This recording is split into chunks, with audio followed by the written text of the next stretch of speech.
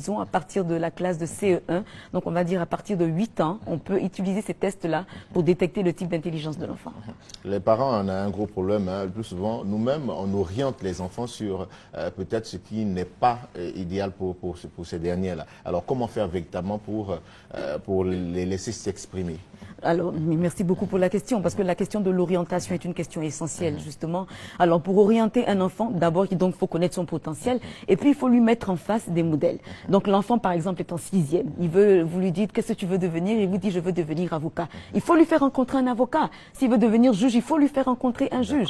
Le juge va venir dresser son parcours devant lui. Et le juge, l'avocat va lui expliquer, si tu veux devenir avocat, tu vas entrer à l'université et tu vas entrer dans une faculté qu'on appelle la faculté des sciences juridiques. En sciences juridiques, tu auras un exercice qu'on va appeler la dissertation juridique. Pour maîtriser la dissertation juridique, il faut que tu maîtrises la dissertation elle-même. Et la dissertation, où tu l'apprends? Entre la seconde et la terminale. Pour maîtriser la dissertation, il faut que tu maîtrises la rédaction. La rédaction que tu fais donc entre la 6e et la 3e. L'enfant comprend pourquoi il étudie. Parce que c'est ça le problème. Pourquoi nos enfants n'étudient pas? C'est qu'ils savent pas à quoi correspondent ce qu'ils sont en train de faire actuellement. Je fais l'histoire géo, je fais les sciences physiques, mais à quoi ça va me servir? On va à l'école pour pouvoir réaliser un projet de vie. Bon, on ne s'oriente pas par rapport aux besoins de la société. Je dis toujours que, même aux étudiants que je suis, je leur dis toujours, on s'oriente là où on a un potentiel. C'est quand vous vous orientez là où vous avez un potentiel, vous avez tellement l'intelligence du métier que vous arrivez à développer de nouveaux secteurs d'activité et vous arrivez à créer de la richesse par rapport à cette activité-là.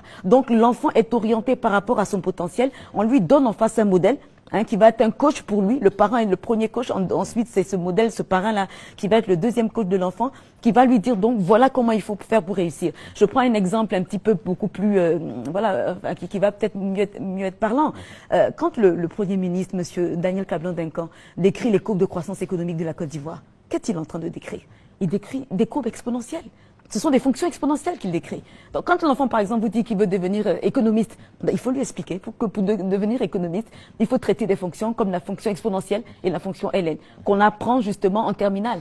Mais il ne peut pas traiter une fonction exponentielle si en première, il ne peut pas traiter les parités, les dérivés. Il ne peut pas traiter les parités, les dérivés si en seconde, il ne sait pas ressortir les domaines de définition. Il ne peut pas traiter les domaines de définition si en troisième, il n'a pas su traiter les équations et les inéquations. Il ne peut pas traiter les équations et les inéquations si en quatrième, il ne sait pas ce qu'on appelle factoriser, réduire, utiliser les identités remarquables. Donc vous voyez, l'enfant, il a un process. Il sait qu'il faut il maîtrise les identités remarquables en quatrième parce que ça va lui permettre de résoudre les équations et les inéquations qui ensuite vont lui permettre de pouvoir traiter les limites, les suites numériques pour être un bon économiste. Vraiment pas plaisir à échanger avec vous. On ne se lasse pas et on a même envie de vous consacrer toute l'émission.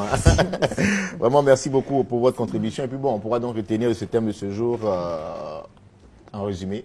Alors, en résumé, il faut, je vais insister, excusez-moi, sur un domaine, je vais sortir un petit peu du domaine, je vais insister sur la communication parent-enfant. Les tests sont disponibles avec nous, mais même pour ceux qui ne les ont pas, il faut échanger avec son enfant. Je dis toujours aux parents que la meilleure façon d'éduquer son enfant, de l'aider à se discipliner dans la vie, à avoir une vie stable, c'est d'être là à l'écoute de ses besoins.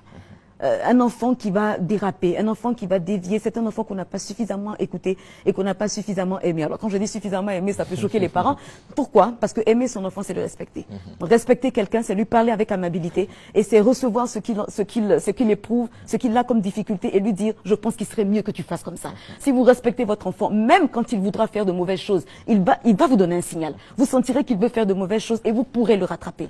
Donc aimer son enfant, c'est l'aimer comme il est. C'est ne pas le juger sur ce qu'il fait. Drogué, voleur, non, ça c'est ce qu'il fait, ce n'est pas ce que lui il est. C'est ce qu'il a fait. Il l'a fait pour quelque chose. Il faut l'aimer comme il est et vous-même être un modèle. Parce que vous êtes un modèle et que vous l'avez respecté, vous arriverez à stabiliser votre enfant. Merci beaucoup, Madame Christelle Malan, qui est en train d'être applaudie par Crépin Novan et puis bon, tout le monde dans ce studio, vraiment.